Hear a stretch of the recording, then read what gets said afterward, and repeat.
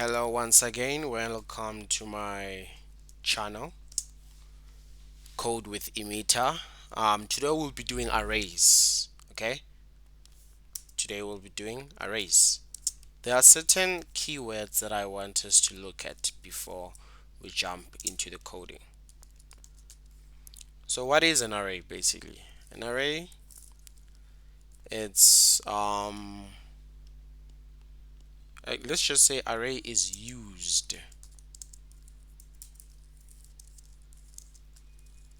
to, okay, let me say temporarily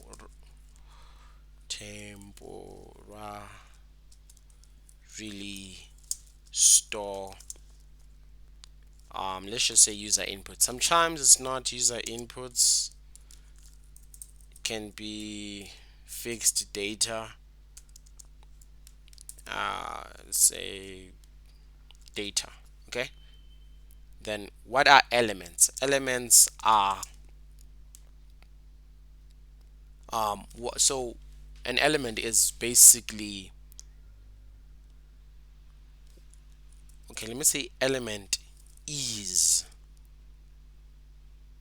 what is stored inside an array.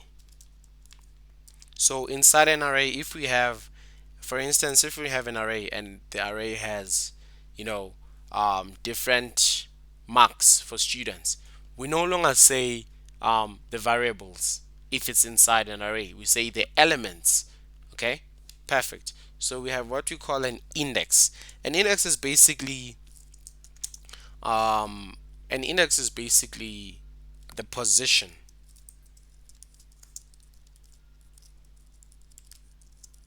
of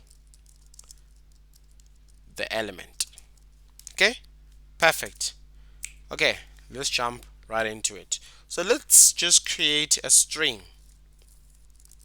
Okay, string, let's say names is equal to new string. Okay, so this over here, okay, let me just do this. The square brackets tell the compiler that this is an array.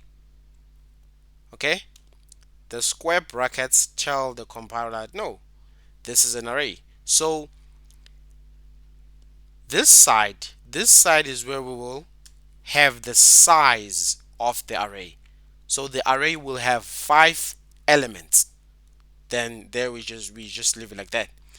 5 elements. Okay, perfect. So I want us to store the names inside this array. So as I told you guys that a computer starts counting from 0. So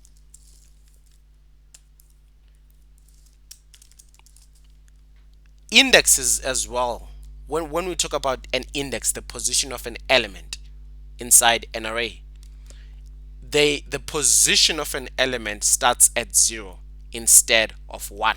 So the first name will have an index, will have an index of 0. The second one will have the index of 1.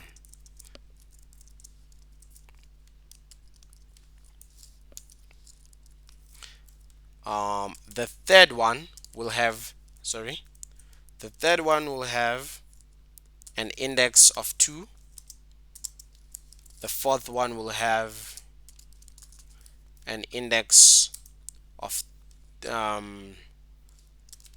3. So I want us to take a look at something. Let's say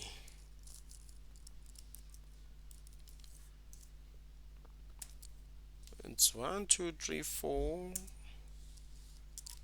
Okay, last one, 4. So with how us humans count, this is 1, 2, 3, 4, 5, which is the size of the array. So do not be confused by 4. As I said, computers start counting from 0. So that's why this guy is 4. So here are the elements. So this is one of the ways store elements.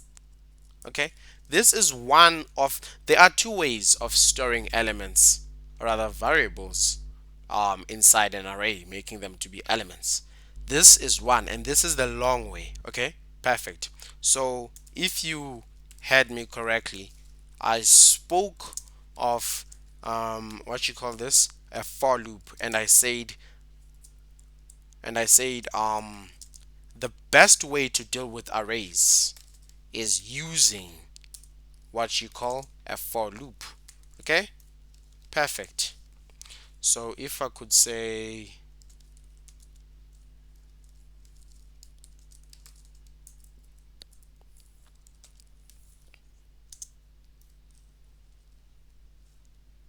okay, what I'm about to do might be a little bit confusing, but please just bear with me. I want this to be to make sense basically.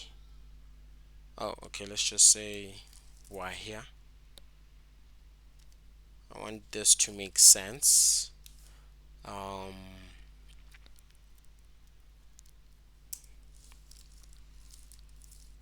okay, so name is equal to that. Okay, perfect. Okay, name one is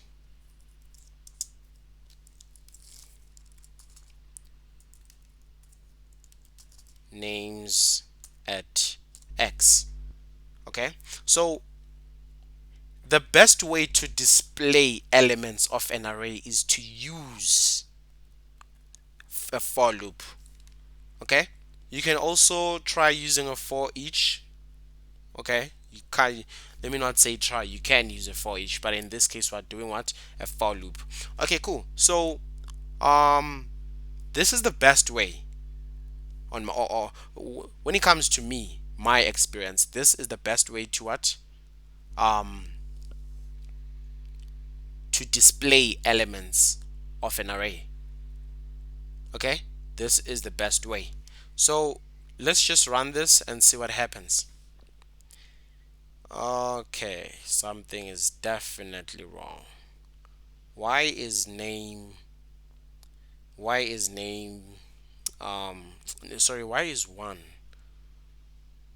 just standing there? Okay, let's just fix that. Okay, let me not, I just wanted it to start from, I just wanted it to start from 1 instead of 0.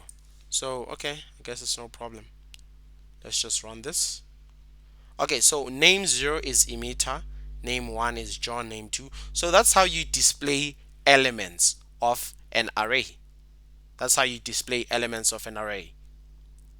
So as I say, this is one of the ways to store, or rather put variables inside an array. So another way is by doing this.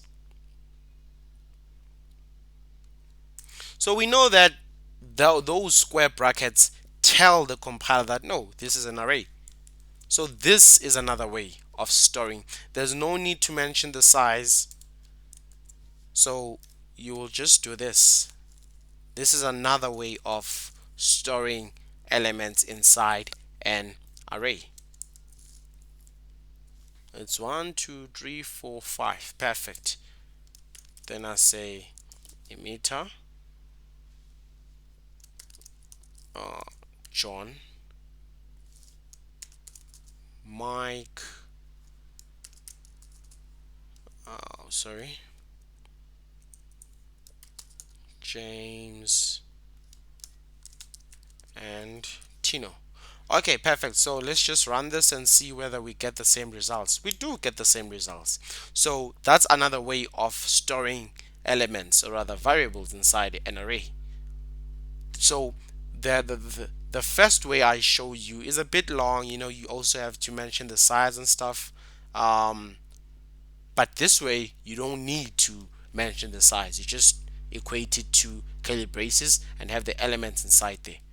Okay, perfect. So the condition in this case, there are different ways. Okay, two different ways. You can say names dot length, it's referring to the length of the array. Or you can just say, if you do know the length of the array, you can just say x is less than 5. Perfect. Okay, just play around it. Make sure to try making the string to be an integer next time. And you know that integers, when you store integers, you don't have to use quotations. You see, you just put in there. Let me just to do it quickly. 23, that and that. So if we can run this, as you can see, that's that. So I changed literally just two things.